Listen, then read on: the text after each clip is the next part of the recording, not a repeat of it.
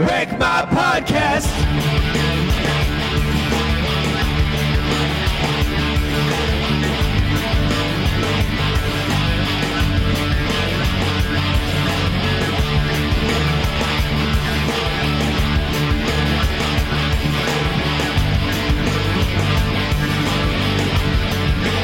Wreck My Podcast.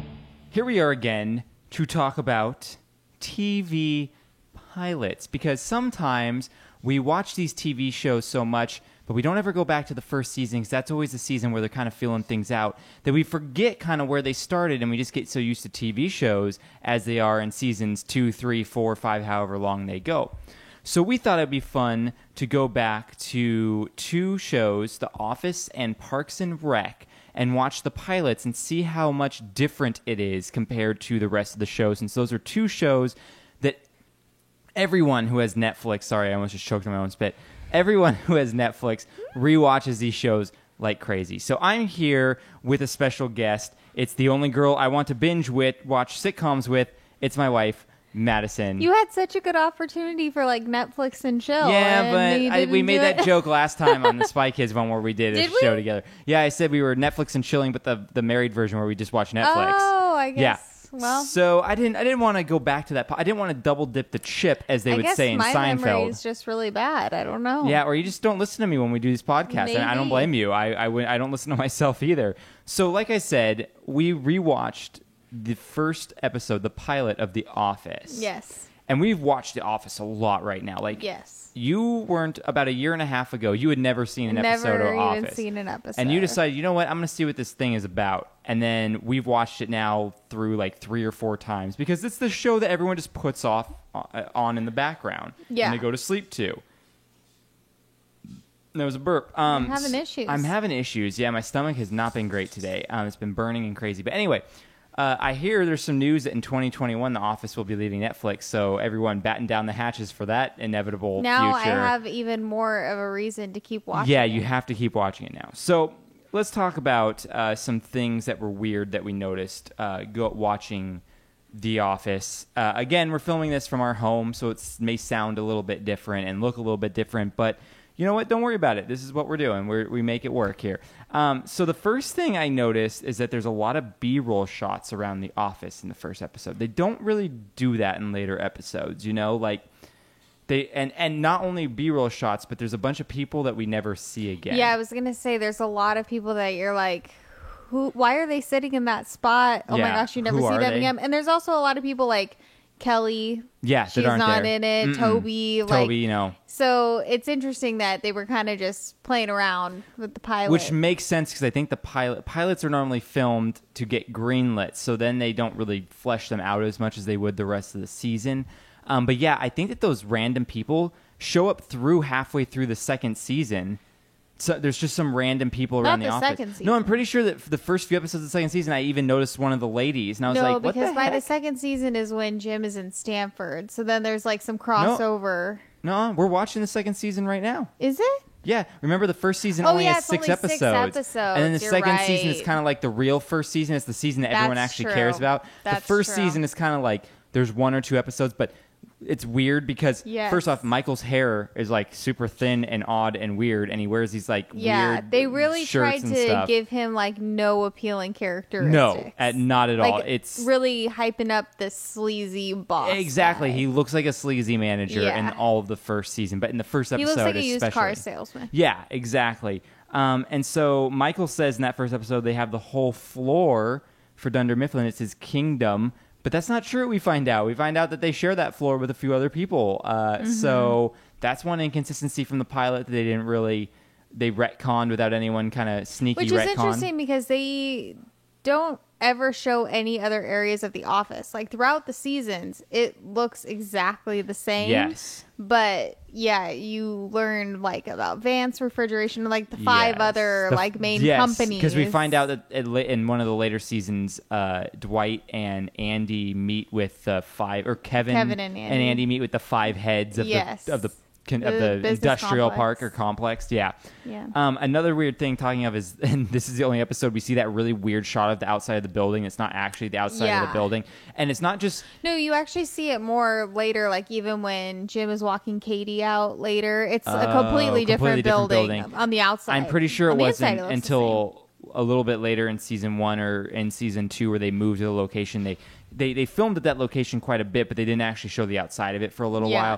while. But what's weird about that shot too is not just it's the wrong building; it's like super fuzzy and slow mo and everything. And I'm like, what crappy B-roll looks did like- they get? yeah, it looks like somebody else. John Krasinski. The video he takes of Scranton when he visited it is the video they use at the beginning, and it's always super grainy because they took it on his phone. Right. It almost looks like he found a random building in Scranton like that and just took the video of it, and they decided to use that in the first episode, and are like, that is awful. Maybe let's not use that anymore. Maybe. So there was that. Dwight is singing Little Drummer Boy in this episode, which is funny because he dates Angela later, and that's Angela's favorite song. Yeah. I doubt they knew this far in advance that was going to be a thing, but maybe when They might have. they called back to it. They probably just thought it'd be funny. Like, what if he was singing the Little Drummer Boy? Because that's like a super, or who even knows? Maybe Rainn Wilson came up with that idea himself. Yeah. Just ad lib singing, because a lot of this show, I'm sure, is kind of ad libbing. And as we've seen the blooper reels and everything, people are breaking all over the place. They're having fun. It's great. They really play up the super awkward social moments, where in later seasons it's like pre-planned awkwardness, where you can tell they're playing for funny effect of like. It's almost too cartoonish awkward stuff to be realistic, but in this episode, it's realistic social awkwardness where Michael comes out, he's like, "What's up?" and they do like, "What's up?" and then he just kind of stands there, he's like, "Oh, did you say something?" and Jim's like, "Nope, didn't say anything." He's like, "Okay, what's up?" I still love that after 7 years. What's up? What's up? I let's disagree get with back you in to that work. sense. I think that they keep up with the awkwardness just because of like the foundation of Michael's character puts them in awkward situations. But by the later seasons, they don't waste 6 or 7 seconds just dedicated to awkwardness. Yes. It's more like something awkward happens, there's a pause, and then they move on and they're on to the next thing. Where in Yeah. the pilot, there's It's a lot of but dead space. You feel it because if you were in that situation, there's no cuts, there's no quick cuts, there's no Yeah. quips. It's just like an awkward moment, and you're like, oh, I've felt that so many times when you're not really close with someone and you're working with them, and you're just like, I don't know what to Yeah. say anymore, and then you just walk away awkwardly. It's like, yeah. So I noticed that Todd Packard calls in, definitely not the right voice. I've been meaning to ask her one question. Does the carpet match the drapes? Oh my god. Oh. It's not the guy who plays Todd Packard the rest of the season, so Yeah. that's always like jarring. You're like, oh, who the heck is that? We had Pam. So Michael says she's been there for years, right? Mm-hmm. So why only once we start this show?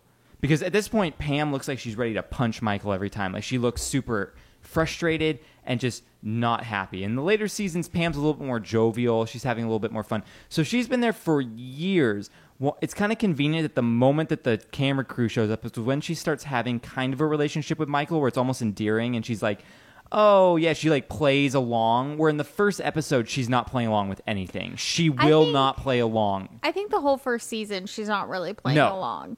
Even, I mean, you saying right now we're on the second season, she doesn't really play along. It's more like if Jim is playing along and doing something, then she's playing along with Jim. I don't know. Not that There's- she's playing along with Michael. There's very times much. no in the second season where she plays along with Michael, Like when? I'm trying to think of one of the episodes. See, we because just like watched. what we're saying is like she is giving him a hard time because he won't sign the papers. Like she's not Yeah. taking it. But Like the thing on his is- birthday, she's not doing anything. But the for thing his is, it's birthday. different because in the first episode, she's very just like no smile, no anything. Like she's sassy when she's like, sign the papers. Like, you want to sign the papers. Like, it's almost like they have a connection where they could do that with each other. But in the first episode, there doesn't seem like, even though she's been there for years, it still seems like she's walking on eggshells, where it doesn't seem like she's walking on See, eggshells I anymore. disagree with you. I think it's because in the first episode, they really try and make no endearing quality about Michael. Where by the second season, he has some redeemingness where she's like changed and had more. But that's warmth in my him. point. you're proving my point right now, is that why is it so different in the first episode of first season and the second season? Only like 6 months had passed between those two times. But she's been there for years. So what changed in that time? The cameras are on. Exactly. But I'm like, why? It's convenient that once the cameras get there, it changes the whole dynamic of everything. So if she's been there for years and she's this miserable, what happens in the 6 months? Yeah, but you're trying to apply logic to a fictional TV show. Yeah, that's what I'm just saying. I'm poking holes in it of like why is the pilot so much different than the rest. I'm just showing you ways that the pilot's way different than the rest of it and how it doesn't really make sense that it should be different. Or like at the beginning, they're not used to being on camera if you're trying to apply logic to it. True. And by the second season, they're familiar with the cameras being around. Now they're a little bit more like loose. And they also interact with the cameras a little bit. I feel like the reason Pam changes the most in the initial seasons is because the shift of her relationship with Roy. I guess that's true. She's like not a happy person because she's not in a really great relationship and she's not at a job she really likes. And then by the time that it's kind of like, you know, her relationship shifts with Jim and everything, I think her and Jim have been friends that whole time, because even when Jim, he's like, yeah, Pam, I'm like Pam's go-to guy here. So like they've had that fun friendship for years. I'm not talking about Jim. I'm talking about her and Roy. Yeah, but I'm saying like she's still in a crappy relationship even in season 2. Yeah, but see that she's seeing the light at the end of the tunnel. She's gonna get out of it. Kind of, but not really. She's engaged. She's planning a wedding. Yeah, but you already know. Even when you see her in the later season, she's like, "Yeah, I knew that relationship wasn't gonna work out." Yeah. So another thing that we saw here is Stanley looks a lot skinnier, and he's actually standing up in the conference room, which would never happen. So that's something that's like way different. You already said there's a ton of new people, no Toby, no Kelly, like they haven't really fleshed out all the characters yet. My favorite part in the whole episode is when they're doing the pudding puns or the Jello puns, and then Michael's just sitting there for a sec and it's super awkward and he's like, pudding, like trying to think of a pun. That's totally me. Like, come on, how do I keep this going? I got to think of a pun. I guess what I'm most concerned with is damage to company property. That's all. Pudding. I'm trying to think of another dessert to do. The fake firing Pam, that like it's funny that happens a few seasons later, but she doesn't fall for it then because she's finally like used to it. Which again comes to my point, is like, what's the difference between her being there for like 2 or 3 years and then a year later? Like, I don't know. It just doesn't make sense to me in the timeline of things. I think later, does he fake fire her? I think it's between It's him. not fake firing. It's who gets the sales job and who doesn't. So technically they don't get fired, but like he says she doesn't get it, but then she does because he can't keep a straight face and everything, which is funny because in the first episode, it's Ryan, Pam, and Michael who are part of that scene. And then the seasons later, it's Ryan, Pam, and Michael who are part of that joke. Yeah. So that's kind of funny there. So some of the notes I wrote, not having rewatched it before that I remembered, is Michael seems like much more of a jerk and is not endearing at all. Pam is way more of a depressing character, and she whispers a bunch. Like, she's very, very quiet. She's not as outgoing as we see her as seasons go on and on. It's a different person playing Meredith just for that episode. Dwight is the least changed from at pilot to the end. Oh, absolutely. He is almost his exact character. I say him and Jim. Yeah, him and Jim almost are like the exact characters they play it throughout the whole season in the pilot. It's amazing how they do that. Kevin changes quite a bit, definitely, throughout the seasons for sure. Everyone seems way more tired and depressed. There's not like that air of like fun going on. It's very much like a real office where nothing's really happening. Whereas seasons go on, you see a lot of fun stuff kind of happening. And I mean, they have to do it. Like, the first season is way more realistic, and there's no way the show would have survived if they kept it that realistic workplace environment type of show. Let's see. Only episodes that almost... Oh, so this is the only episode that they did like a shot-for-shot remake of The British Office. So the British Office pilot and this one are nearly identical about not how they're talking, because and the problem with The British Office is that it's very English, and it's hard for me to follow because it's a lot of slang. It's very quick. That's interesting you say that, because when we tried to watch The British Office, I was like, this looks nothing like the... So what they mean by shot-for-shot is like the office is set up different, but like the things that happen, the plot points No, that I know, move the that's what I'm storyline. Yeah, saying. that's what it is. The All I problem we remember didn't. is that it opens in the British office with them like in the conference room, and remember they were like talking super fast and we couldn't Yeah. keep up. They don't do that in the pilot. No, but I think the reason why we didn't make it through the whole first episode, and it's because we didn't understand what was going on at all. But you're right, the opening was a slight bit different, but I think that the majority of what's going on in it, like the plot points that move it along, are there. And I think they do the Jello bit in it maybe too. I'm not 100% sure. Like I said, after 5 minutes of the British office, I was lost and did not care to spend too much time. When you have the American version, I mean, I'm sure the British version's great, but when you have the American version to pick from and you're not English and you don't understand like their slang and everything, you just go for the one you know. Most of this episode was filmed 6 months before all the other episodes of the first season, because as you do, you film a pilot, you have to get it You gotta greenlit. wait. Yeah, you got to wait. You got to see whether people are into it or not and everything. The pencil scene was added later, the one where Jim puts all the pencils up and then Dwight slams them down.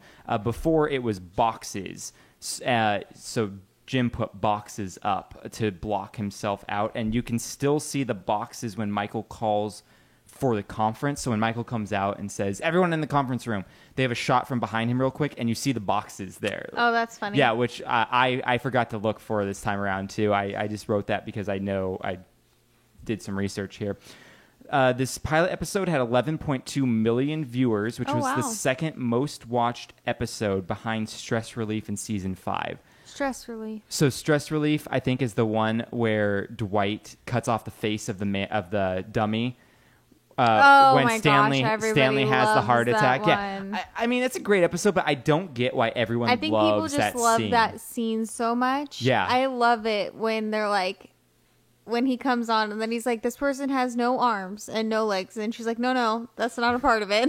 Do we need to talk about quality of life? Should I even be reviving this person? Like, they have a lot of really iconic moments. True. And there's even a part that's like, I feel like so underutilized is when Creed's like, you're from the parking lot. That's yeah, where I know you that's from. where I Like, know it's you. like, And Kevin what doing the it, heck? and he's Yes. like, "Oh God, I can't keep Call going." it. She's like, "It's been 20 seconds." He goes, "Call it." like, there's a lot of really good parts. You're of that right. Like scene. it is pretty funny when you look back at it, but when I'm watching it, I never laugh out loud at that part ever. Yeah. But what's funny is, so the pilot is the second most watched episode behind that episode. Yeah. But it got really bad critical reviews. The pilot was not liked by critics. This show is amazing that it continued to go on and on, because everyone always said too, I think it was season 3 or 4, it was going to get canceled. And then they did Dinner Party, which for you and me, we're not huge fans of the Dinner Party episode. But everyone loves the dinner Party episode, and that's the episode that revived it and got it signed on again Yeah. for another season. So it's kind of funny that all these iconic things we don't really connect with, but that I like the that- dinner party episode. yeah, but you don't like it as much as a lot of the other. Like No, some I people, didn't see like the big monumental moment. Like, I thought that was on par with a lot of other great moments, even in the yeah, I mean previous the season. part I laughed the most in that episode, and it's got a lot of good stingers in there. Like, oh, it's got an Okie afterbirth. Like, that's a funny line and everything. And then my favorite part is when Andy and Angela are in the Yes. car, and she has the ice cream, and he licks the ice cream, and she just smashes it on the side of his car. I It's died. really good. One One of my favorite parts of that one is when she's like, what does Pam say? She's like, I just want to eat, which I realize is a lot to ask at a dinner party. Yeah, it is funny. It is funny. So, yeah, that's The Office. That's the pilot. Some things we noticed. It's very different from the rest of the show, but it's kind of Yeah. fun going back and seeing those first seasons. Okay, so moving on to Parks and Rec, which is another show. I think we started watching it after The After. Office. So that's After we had finished The Office. yeah, so that's even newer. And I remember we started the Parks and Rec. You watched 1 or 2 episodes in season 1, and you were like, not for me, not going to watch it. I saw the first I episode. continued to watch it. And then I got to, I think, episode 4 in season 2. It's the one with all the scandals, where it's the first time we see Dex Hart getting the scandal. And I was cracking up. And I was like, you know what? Madison would probably like it now, because they finally got rid of Paul Schneider or whatever his name is. They're bringing in Ben Wyatt. They're bringing in Chris Traeger. They're bringing in all these really good people. So I was like, here, watch this episode and tell me what you think. And so from that one on, you really liked it. So I think since then you've gone back and watched the first season, Yes. all the episodes, but you were not on board. You weren't going to watch the show until I kind of the second time said, hey, just check this episode out and see if you like it. It's actually pretty funny. So now this is another one where we've binged it multiple times in the past year. Not even the past year, like the past like 6 or 7 months. Yeah, it hasn't even been a year yet. It was September when we went out to Dallas to visit. Yeah. Is when I got you back into it. So it's been barely. Yeah, it hasn't been. Yeah, that not long. even a year. So. First thing we noticed is it says guest starring Chris Pratt, which is really funny because you can tell he was definitely not supposed to be a recurring character. He barely has any lines in it. He was just showing up as a plot point. But Chris Pratt, weasels his way into it because he's such a fun guy that I'm sure. Now he's probably one of the most well-known of the cast and everything. They interact with the camera. You notice this. They interact with the camera a lot more than they normally do. So, and I want to clarify, like when I was watching the pilot, I was like, oh my gosh, they interact with the camera way more. And I'm like, in the later seasons, it's not that they don't interact with the camera because they do tell the camera like, oh yeah, we're going to this thing. Like, oh, I'm going to attend this event or whatever. But in the pilot, they're very like, oh yeah, like I'm going to this event because of this. And like, this is why you're following me kind of thing. They don't really ever acknowledge the camera that directly in the later seasons. It's more just like they're talking to you as a viewer versus they're talking to a camera. The way it works later in the first episode, they're very much like, here, follow me, like kind of thing, like follow me, like there's someone behind the camera. Where in later seasons, what it is the camera is almost like a fly on the wall. It's just and documenting. they never really interact with a camera guy or like a camera is being manned. But what they do is they'll cut away and do the cut thing where they're talking direct to the camera like they do in The Office to like expand on a scene that just happened. Interview. But when the scene is happening, they never show like a camera's there. Like even in The Office later on, like someone will say something and they think it's discreet and then they'll look and see the camera's there and they'll be like, oh crap, or they try and get away from the camera. So they acknowledge there's camera people in the office. That doesn't happen again in Parks and Rec except for like the first episode or two, which is very, very interesting. This episode was very awkward because it felt like there was not a lot of chemistry between any of the characters. It felt like it was just a very weird dynamic that definitely does not continue on. There's a lot more empty spaces in their dialogue. It's again that realistic awkwardness of social awkwardness that The Office really played into in this episode. And a lot of the characters aren't even introduced in this episode. Like we see Donna, but she's not introduced. We see Larry, Gary, Jerry, Terry, but he's not introduced. We really only get introduced to Leslie, to Anne, to Tom, and Chris Pratt shows up for a second, and Aubrey Plaza shows up for a second. No, Paul Schneider, too. Yeah, but he's not around for a long time. Yeah. Like, he's just there for that season, and then he's gone. Wrong. He's supposed to be playing a huge character, but yeah, he's gone after one season. Wrong. And of course. So, the first season is considered the worst season. It really has none of the, like, iconic moments that everyone quotes Parks and Rec. Just not in the first season. It's hard at the first season because you don't know them well enough to be like, oh my gosh, that's so funny that character said that. You're not building that chemistry between characters that make funny moments funny. Yeah. Yeah. Paul Schneider is still there in this episode, like we said, which is not. He's only there for like 6 episodes. Wrong. Which I think season 1's only 6 episodes for this too. I guess that's a common thing for sitcoms maybe. Season 1 is really short just to see whether people care or not. They shot all the episodes back to back, so there was no public interference from the pilot. Or, like, they shot, like, the whole first season back to back because, as we know, they're shooting it at City Hall in Pasadena, which we've been to.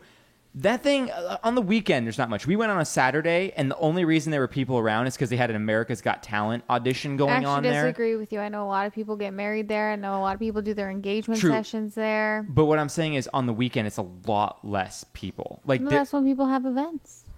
That's when people get married. That's when people do stuff. At the actual City Hall? Interesting. It's kind of insane. It's a pretty iconic location. I mean, it's a cool building on the outside. Like, I thoroughly think it's cool. I'm pretty sure they don't film on the inside. And so I don't think so. The reason they film back to back and everything is they wanted to get all the exterior shots out of the way when they had it. So I'm sure it was like a Sunday sometime that they got permits and shut it down. And it's like the least trafficked time. So they're like, okay, this works. Let's just get all the exterior shots done and everything. So that's kind of interesting. I wonder if the courtyard, I'm sure the courtyard isn't there either. That's probably wherever the location is for the interior and everything too.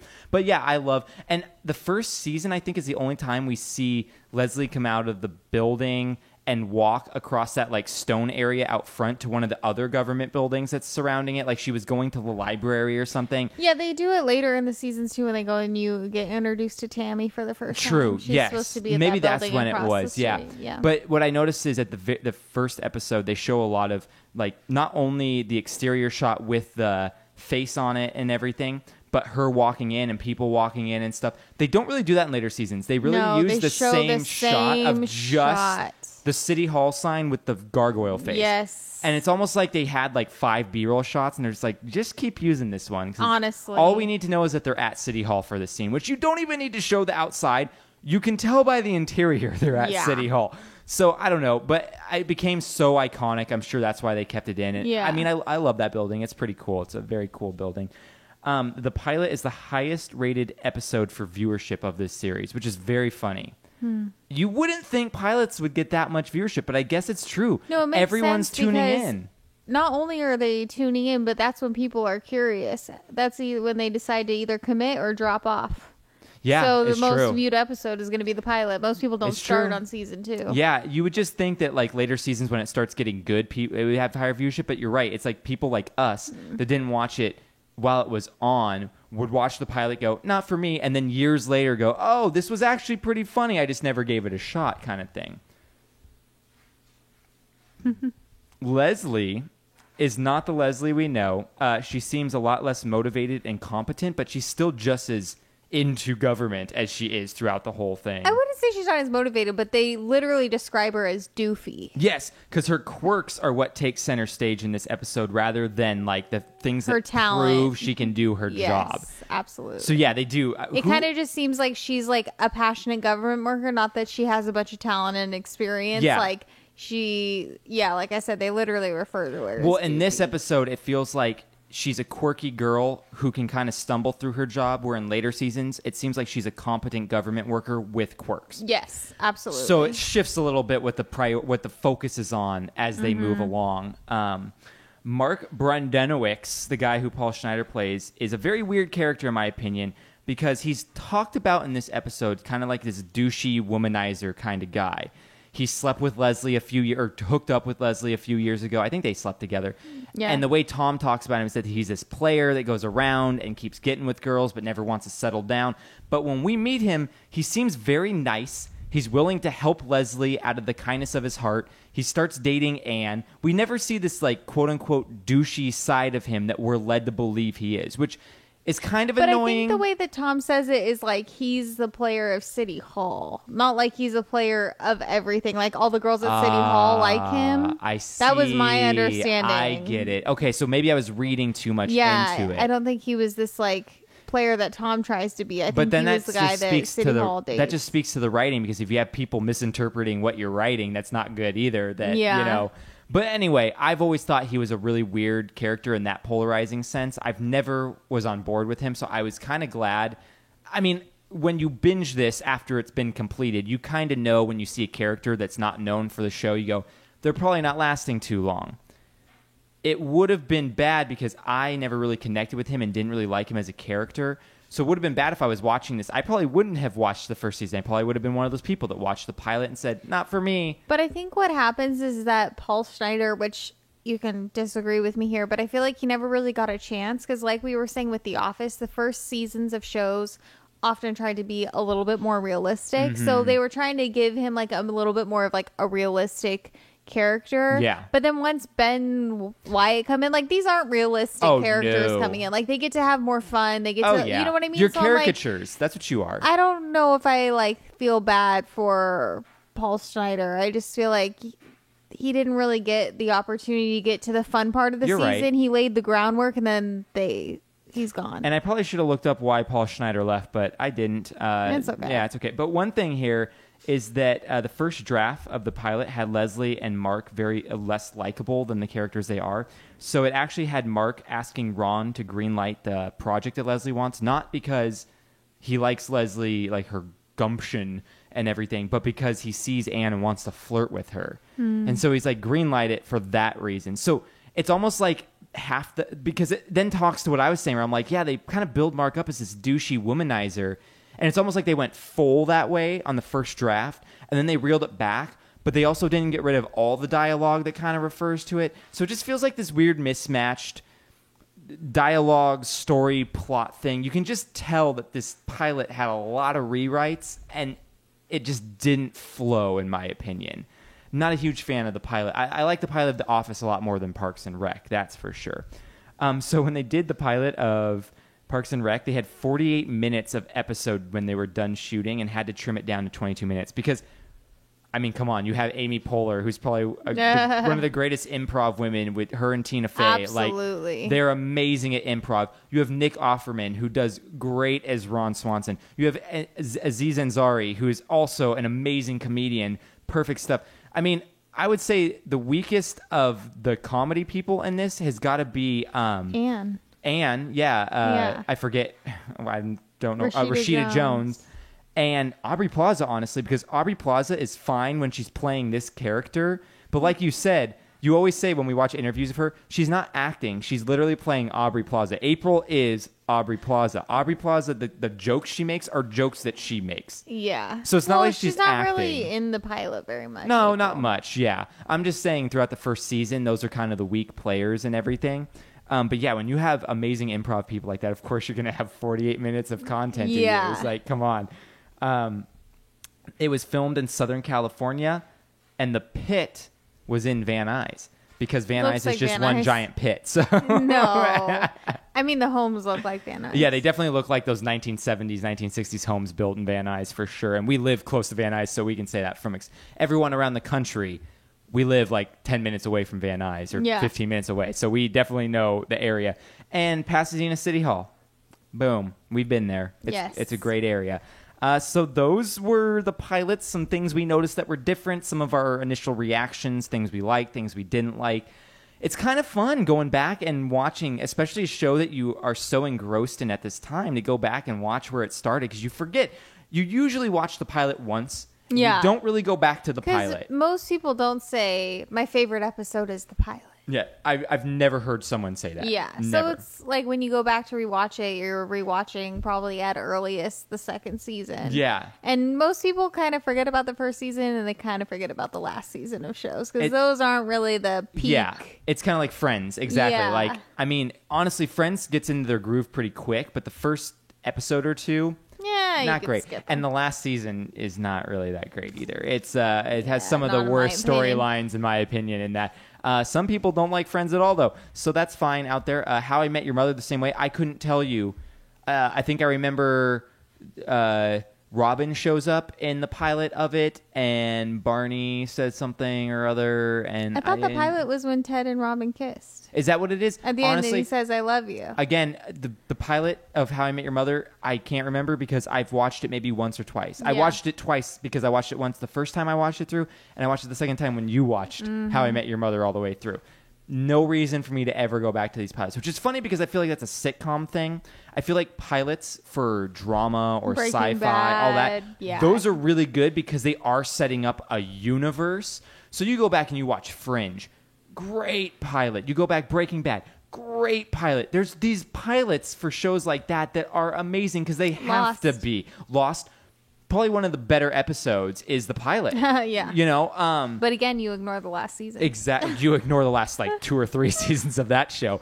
But yeah, it's a very sitcom thing because they're not setting up a universe. They're setting up a character arc or like characters. Yeah. And even then, they're never fully set up. Where in a drama or a sci-fi, you kind of have to have them fleshed out before you start because They have to have a purpose. well, any development they do has to be in support of the story. Has to be intentional. Where sitcoms don't really need Yeah. the character development to be in support of a story because the story is kind of almost ancillary to just the jokes. Yeah. You know, so yeah, that's we just did the 2 shows. That's it. Maybe we'll go back and watch some other ones at some time and see how those pilots go. But this is kind of a fun for the first Wreck My Pilot, going back and seeing that. I think this could be a thing we do more of and all that. So yeah, thank you for doing that with me, Madison. Of course. I'm gonna do the plugs real quick, and then we're gonna see if we can eat this ice cream stuff. The nice cream. Nice cream. Nice cream, where it's banana and peanut butter, and that's it, right? What It's is it? banana, peanut butter, almond milk, vanilla extract. Boom. There you go. Yeah. All good stuff. So you can find us on Instagram and Twitter at WreckMyPodcast or shoot us an email at wreckmypodcast@gmail.com. Also, watch us on YouTube. We're there. It's cool. You can see our faces.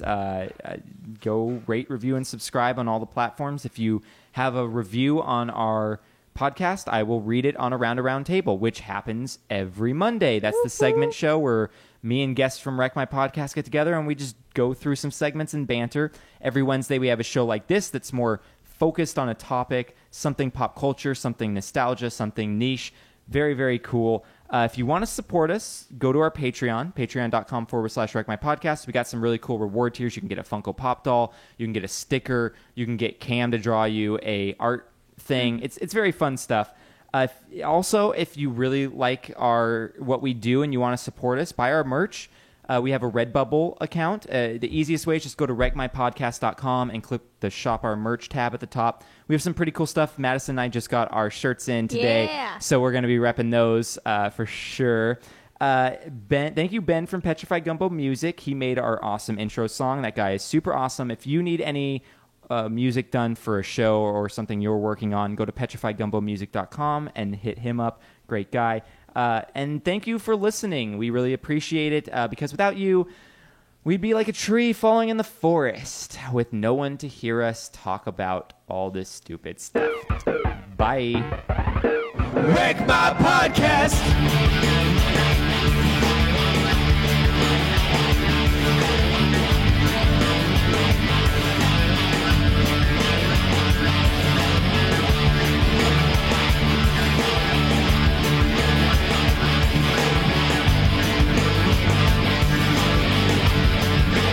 Wreck My Podcast. Check 1, 2, 1, 2. That was weird. What was weird? That branch just moved Where? on the tree. Where? Which branch?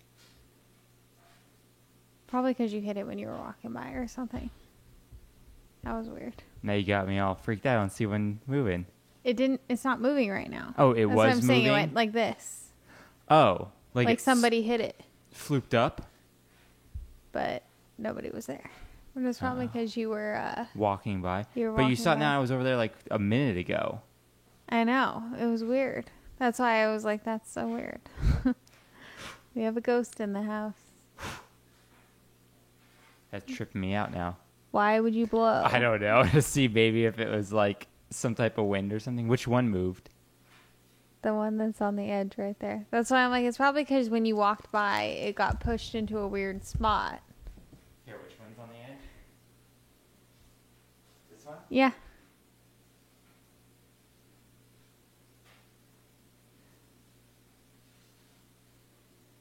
Was it doing that? No, it like legitimately moved from like a 45-degree angle. Like this. So it moved up. Like I had it like that. It went like that. Yeah, but like slower. Like that. Except I was over here. I wasn't even anywhere near it. Yeah, but you were over there Although before. I was leaning into it. Yeah. So I'm like, So- it probably just got scrunched and then it finally came back out, but I've never It's seen it. moving right now very, very slowly. No, it wasn't like that. It was like a legit. It might do it again though because it's moving slowly. It might get to a certain point where it just moves back. Alright, well, we have a ghost. It's confirmed here we have a ghost that doesn't like messy trees. Apparently not. I don't mind a ghost if it's willing to clean up. Wreck My Podcast!